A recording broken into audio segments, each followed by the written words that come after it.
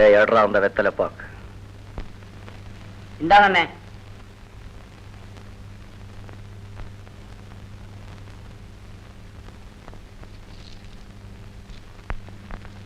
நீங்க கஷ்டப்பட்டு சம்பாதிச்ச பணத்தை எங்களுக்கெல்லாம் வாரி வாரி கொடுத்தீங்க.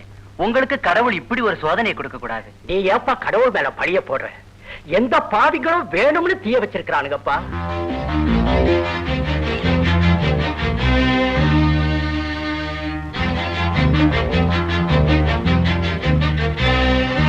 அந்த படுபாவே நல்லா இருப்பானா?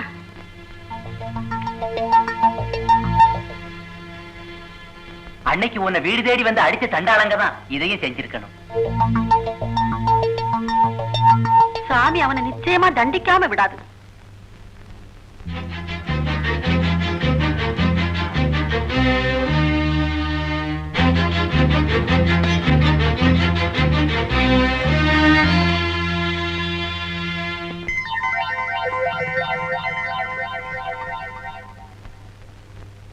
Boss.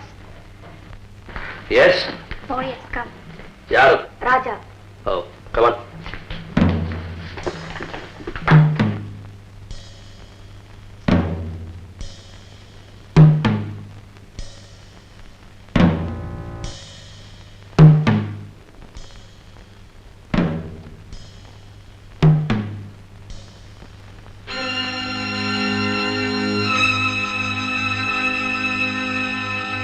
ஹலோ ராஜா. விவேகம் இல்லாம உங்ககிட்ட மோதிட்டு போன ராஜாவா நான் வரல, உங்க வேலைக்கார ராஜாவா வந்திருக்கேன்.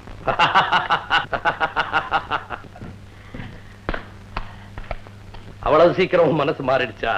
இல்ல, காலம் என்ன மாத்திடுச்சு. என் எதிரிகளை எவனோ ஒருத்தன் வர்ஷா பறிச்சுட்டான். அது தரமட்டம் ஆயிடுச்சு. அதுக்கப்புறம் தான் உங்க பெருமை எனக்கு புரிஞ்சு. என் குடும்பத்தை நல்லா காப்பாத்துறதுக்கும் என் தங்கச்சி கல்யாணத்தை நடத்தி வைக்கிறதுக்கும் தேவையான பணம் நீங்க கொடுத்தீங்கன்னா நான் ரொம்ப நன்றி உள்ளவனா இருப்பேன்.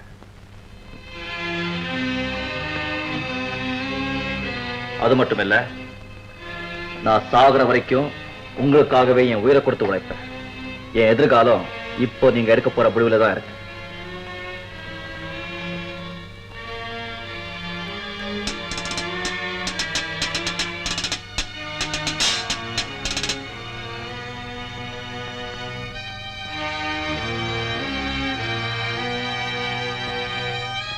என்ன நீ அவமதிச்சுட்டு போனாலும் காட்டி கொடுக்கல, அது ஒன்னே போதும். ஒன்னு நான் நம்புறதுக்கு. இன்னில இருந்து நீதான் எனக்கு நம்பர் 1. Thank you sir. எரிஞ்சு போற ஒரு ஷெட் இருந்த இடத்துல ஒரு பெரிய கராஜை கட்டி தரேன். உன் தங்கச்சி கல்யாணத்தை நானே முன்னால் நின்று நடத்தி வைக்கிறேன். சார், இனிமே நான் உங்க வீட்டு நாய். இப்போ நான் என்ன பண்ணணும் சொல்லுங்க. உனக்காக ஒரு வேலை காத்துங்க. இந்த பெட்டி எப்படி நான் கொடுக்குற இந்த விலாசத்துல இதை உடனே டெலிவரி பண்ணிடு. பாபு, ராஜாவை கொண்டு விட்டுட்டு வா. Okay pass.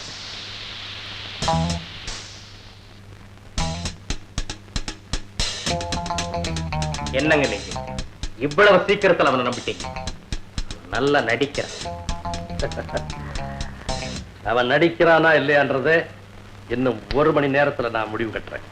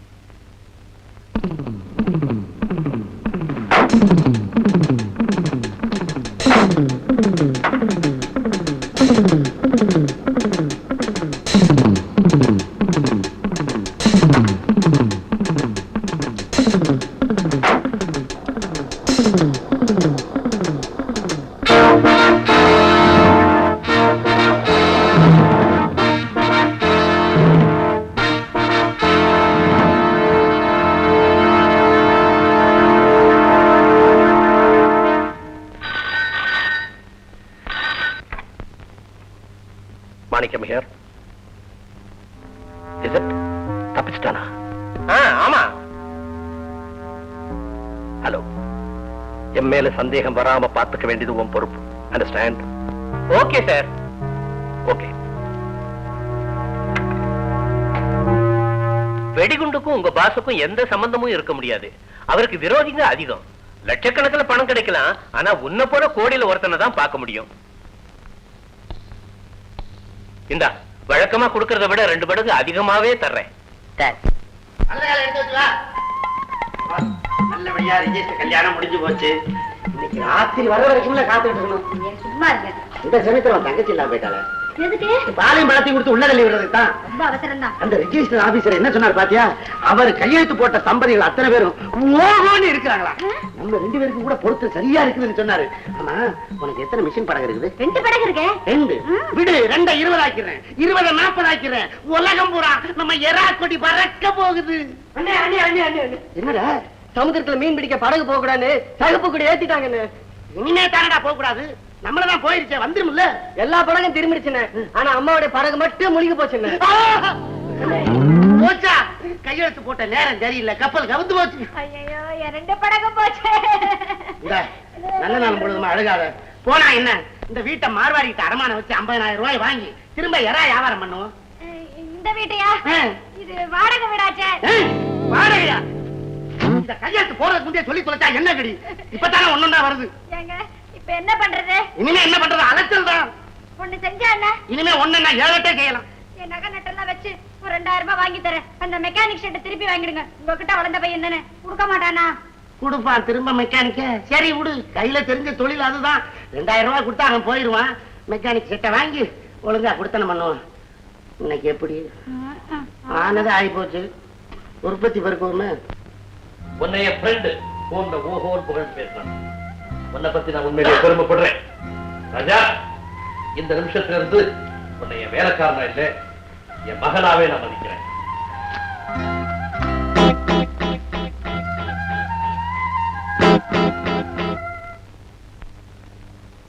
பெரியாமல ஏதோ ஒரு மயக்கத்துல நான் செட்டை எழுதி கொடுத்துட்டேன்டா. உங்ககிட்ட வாங்கின துட்டை நான் திரும்ப தந்துறேன்டா. செட்டை திரும்ப எனக்கு எழுதி கொடுத்துறா. டேய், யார் யாருக்கு வாழ்வு வருதுன்னே தெரியல. நான் கொடுத்த பிச்சை தானடா. பெரியாமல பெரியசாமி செட்டுன்னு ஊரு ஊரா தெரிஞ்சு போச்சு. செட்டு விட்டுன்னு பேசாத, போ வெளிய. சரி விடுறா, ஏதாவது வார கூலிக்கு எனக்கு வேலைக்கு சேர்த்துக்கடா. இந்தாப்பா, முதலாளி அடாபடான்னு பேசாத. யாராவது 4 கஸ்டமர் வந்தா தப்பா நினைப்பாங்க. போடா போடா. பீடி வாங்குற பையெல்லாம் பெரிய ஆள் ஆகிட்டேன். உரம் வாங்கி கொடுத்தவெல்லாம் உங்களுக்கு முதலாளியா? உர உயரம் தான் இருக்கிறான். ஏய், சூடா டீய வாங்கிட்டு வந்து உன்னை தொட்டு தின்றுவியாமா? அனாவசியம் பேசி இருக்காத, போ வெளிய. ஆமா, ஏறா கம்பெனி என்ன ஆச்சு?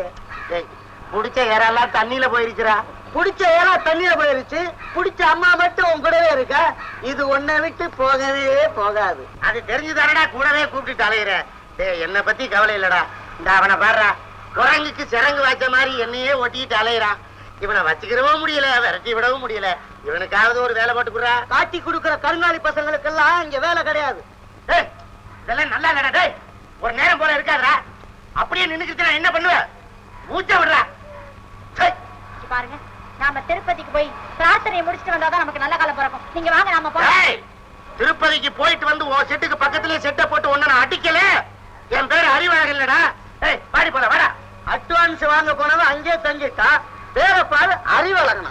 ஏய், நீ என்ன வேணாலும் சொல்லு. பேர்ல ஏதாவது கிண்டல் பண்ணிக்கிட்டு இருந்த போடா.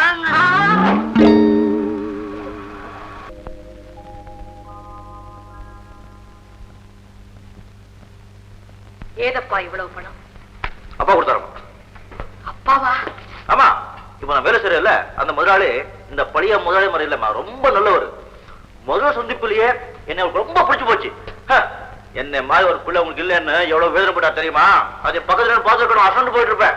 அது மட்டும் இல்லம்மா, நான் வீட்டுக்கு போயிட்டு வரேன்னு சொல்லி அவரை கால் தொட்டு கும்பிட்டதும் 2 கையாலையும் என்ன அப்படியே கட் கட்டி பிடிச்சு உன்னை பிரியறது என் பிள்ளைய பிரியற மாதிரி இருக்குன்னு கதறி கதறி அழுத்தாராமா. அவரு என்ன தடுத்துக்கு போறாரு.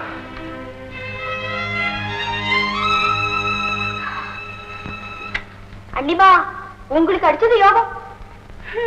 என்ன மறந்துட மாட்டீங்களே. கவனம் கடை நீ மேலே வந்துகிட்டு கொஞ்சம் வைக்கல பெருமைகளே தங்கச்சி. இன்னொன்னு சொன்னார் அவரு, உன் கல்யாணத்தை அவரே முன்னால நின்று நடத்த போறாராம். தங்கச்சிம்மா, இனிமே தரையிலே நடக்க மாட்டீங்க. போதும் போதும், கொஞ்சம் பொறுமையா இருக்கு. அண்ணன் பேசுற 1000 அர்த்தம் இருக்கும். ஆமா, திரும்பி வரும்போது இன்னொன்னு சொன்னாரு. என்ன என்ன? நான் மறுபடியும் போகும்போது குடும்பத்தையும் கையோட அழைச்சிட்டு வாங்க சொன்னாரு. சரி, நான் சொன்னேன் இந்த குடும்பம் வேற தொழில் வேற, அதெல்லாம் முடியாதுன்னு தட்டி கழிச்சிட்டேன். ஏன் அப்படி சொன்னேன்? எப்படிமா உள்ள கேட்காம நான் எப்படி முடிவெடுக்கிறது? யாரோ அந்த புண்ணியமா கையெடுத்து கும்பிடணும். அப்புறம் என்ன தம்பி, நீ நினைச்ச மாதிரி தங்கச்சிக்கு மாப்பிளைய தேட வேண்டியதானே? ஒன்னும் தேவையில்லைங்க. என்னப்பா சொல்ற? அதெல்லாம் என் தங்கச்சி அதை மாப்பிளைய பார்த்து ரெடி பண்ணி வச்சாச்சு. பாரு, காதலை பத்தி அம்மா கிட்ட எல்லாத்தையும் சொல்லு. இப்போ ஒரு லெட்டர் போட்டு ஒரு அப்பா வரவழைச்சிடு. அதுக்கப்புறம் எனக்கு ஒரு லெட்டர் போடு, கமானம் வந்துடுறேன். ஓகே? யோ யோ யோ, என்னமா என்னமா எப்போ பாரு கல்யாணம் அலையுது. ஆமா, நான் போயிட்டு வரேன். என்னப்பா இது வந்ததும் வராததுமா புறப்படுறீங்க? நான் அப்பவே சொன்னேன், எங்க அப்பா என்ன கையோட வர சொல்லிருக்காங்க. ஒவ்வொரு நிமிஷமும் எனக்காக எதிர்பார்த்து பாருங்க. வரேமா? இதப்பா, நம்ம எல்லாரோட மனசையும் குளிர வச்ச அந்த தெய்வத்தோட காலடியில ஏதாவது ஒரு சின்ன காணிக்கையாவது செலுத்த வேண்டாமா? சரி, உன் மன திருப்தி வேணும்னா ஒரு மாலை கொண்டு போய் போட்டுறேன். மாலையும் போடு. அதோட குடும்பமே இல்லாதவருக்கு என் கையால சமைச்சு பால் பாயாசத்தோட சாப்பாடு கட்டித்தரேன். அத உன் கையால அவருக்கு பரிமாறி வயர் நிறைய சாப்பிட வையப்பா. குடு குடு. வாழ்நாள் முழுவதும் உன் கையில சாப்பிட போறவருக்கு உன் சமையல் பிடிக்குதா இல்லையா பரிச்சை பண்ணி பார்த்துட்டு. என்னடா சொல்ற நீ? ஆமா, இன்னும் கொஞ்ச நாள்ல நாம எல்லாரும் அவங்க வீட்டுக்கே போய் குடியிருக்க போறோம்ல, அதான் சொன்னேன். சரி, முதல்ல இந்த சமையல் எல்லாம் முடிங்க நீங்க.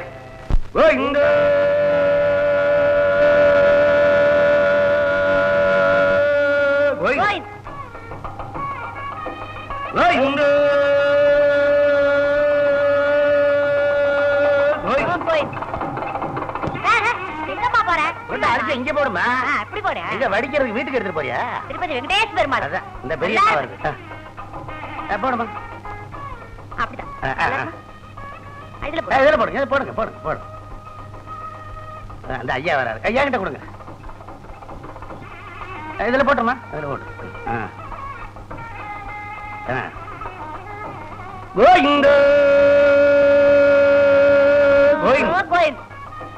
கோவிந்த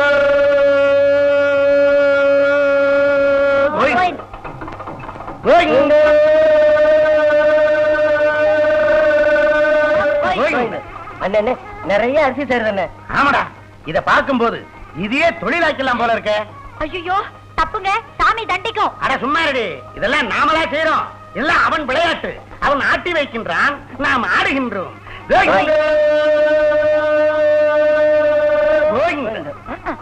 ஏய், இனிமே பச்சரிசி புழுங்கரிசி 5008 5018 எல்லாத்தையும் பிரிச்சு வாங்கணும்டா. எதுக்குன்னு? கலந்து வாங்கினா விக்க முடியாதுடா. ஐயோ, சாமி வெங்கடாஜலபதி பயமா இருக்கு. சும்மா அவருக்கு உண்டியல்ல லட்ச லட்சமா விழுகுது, தங்க கட்டியா விழுகுது. பிச்சை எடுக்கிற இந்த அரிசி தானே அவர் கோவப்பட போறாரு. இந்த பாரு, அவருக்கு லட்டுல கலப்படம் பண்ணா தான் பிடிக்காது. இதெல்லாம் கண்டுக்க மாட்டாரா? பேச வர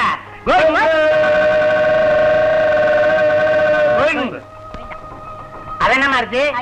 அதுல போடுங்க. அதுமா 18. இதுல போடுங்க. இது என்னமா இருக்கு? இதுல போட்டுருங்க. அதுமா இட்லி அரிசி. அதுல போடுங்க.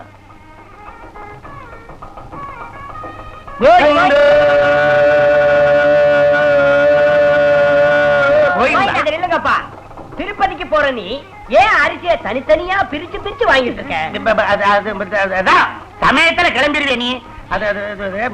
நீங்க என்ன உள்ளூரா வெளியூரா? நான் வெளியூர், சொந்தக்காரங்க வீட்டுக்கு வந்திருக்கேன். வந்த இடத்துல வேலையை பார்த்துட்டு போங்களையா.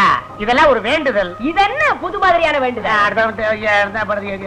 எந்த தெருவிலையும் கேட்காத கேள்வியை கேட்கிறியா? அதாவது எல்லா வீட்டு அரிசியும் மொத்தமா கொண்டு போய் போட்டா கடவுள் புண்ணியத்தை மொத்தமா அனுப்பிச்சிருவாரு. பிரிச்சு எடுத்துக்கும் போது நீங்க அடிச்சுக்கிடுவீங்க. தனித்தனியா போட்டா புண்ணியம் உங்க வீட்டுக்கே வந்து சேரும். ஒவ்வொரு அரிசியிலையும் ஒவ்வொருத்தர் பேர் இருக்குன்னு பெரியவங்க சொல்லியிருக்காங்க. உன் வீட்டு அரிசியில உன் பேர் இருக்கான்னு போய் பாரு. இப்பவே போய் பாக்குறேன்.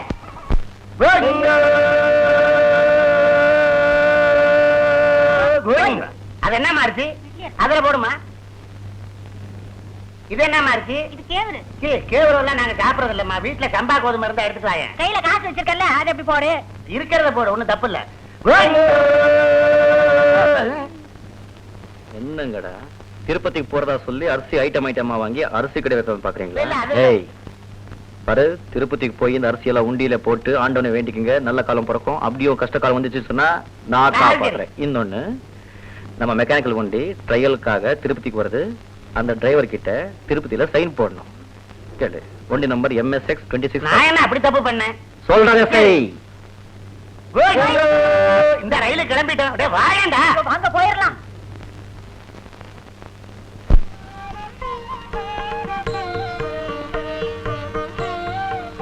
பொண்ணு அழைச்சிட்டு வர சொல்லுங்க. ராணி,